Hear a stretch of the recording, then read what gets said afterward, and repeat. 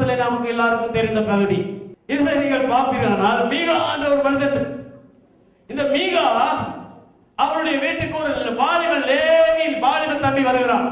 அவர் லேவி கோத்திரத்தான். ஆகவே இந்த வாலிபன் அவன் லேவியனாக இருந்த பொழுது மீகா அவரை பிடித்து அவருக்கு சுத்திகரித்து ஆசாரிய வஸ்திரம் தரித்து, ஏப்பா நீ எங்க வீட்டுக்கு பாஸ்டர் ஆயிரு. வளர்கிற ஊழியக்காரர்களே, இதிலே நாம் கொஞ்சம் கவனம் எடுக்க வேண்டும். வளர்ந்து வருகிற ஊழியக்காரர்களே, இந்த லேவி வாலிபர்களை சற்று நாம் சிந்திக்க வேண்டும். வாலிபனை குறித்து அப்படியாக அவன் கூலி புரிந்து தன் வீட்டுக்கு தீர்க்கதரிசியாக தகப்பனாக வைத்திருந்தார் மீகா. அப்பொழுது இஸ்ரவேல் கோத்திரத்திலே 12 கோத்திரத்திலே ஒரு கோத்திரம் தான் கோத்திரமானது. அந்த பகுதியை வேவுபாக்க வருகிறார்கள். அப்பொழுது மீகாவுடைய வீட்டிலே காணப்படுகிற இந்த வாலிபனை கண்ட பொழுது அவன் ஆசாரியவனாக ஏபோத்து தரித்தவனாக காணப்படுகிறான். அப்பொழுது அதில் சில பராக்கிரமசாலிகள் சொல்கிறார்கள், நீ இந்த ஒத்த வீட்டுக்கு ஆசாரியனா இருப்பதை பார்க்கிறோம், ஒரு கோத்திரனுக்கு நீ ஆசாரியனா இருக்கிறது உனக்கு நல்லதல்லவா என்று சொன்ன பொழுது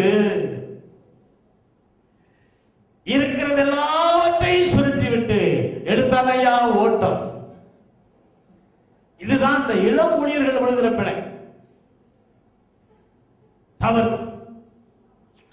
ஆகவே ஒரு பாஸ்டருக்குள்ளாக ஊழியத்தை செய்து கொண்டிருக்கும் பொழுது, அவருக்குள்ள உண்மையும் உத்தமமாய் செயல்பட்டுக் கொண்டிருக்கும் பொழுது, ஏதோ வழிபோக்கனை போல இன்னும் ஒரு அசிஸ்டன்ட் பாஸ்டர், இன்னும் ஒரு சபைக்கு கீழே வேலை செய்கிற ஒரு ஊழியக்காரன் சந்திக்கிறார்.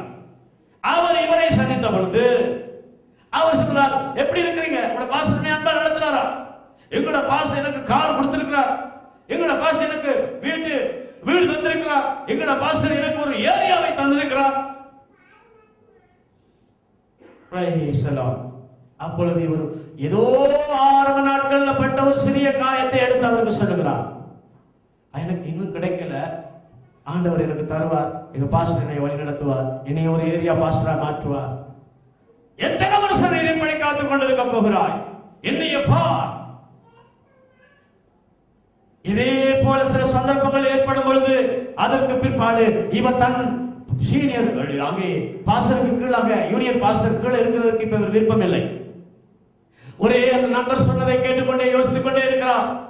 தன் மனைவியிடத்தில் திருமணமான மனைவியிடத்தில் சொல்லுகிறார், நான் ஒரு உடல் ஊழியக்காரரை சந்தித்தேன், அவர் குறுகிற காலத்துல அவருடைய வளர்ச்சி பெரிதாக இருக்கிறது, அவருக்கு பொருளாதாரத்தில் உயர்த்தப்பட்டு விட்டார். ஆகவே நாம கூட இந்த பாஸ்டருக்குள்ளே இருந்தோம்னா இன்னும் 10 வருஷம் நம்ம அப்படித்தான் இருப்போம். ஆகவே இது சரி வராது, வெளியில போவோம்.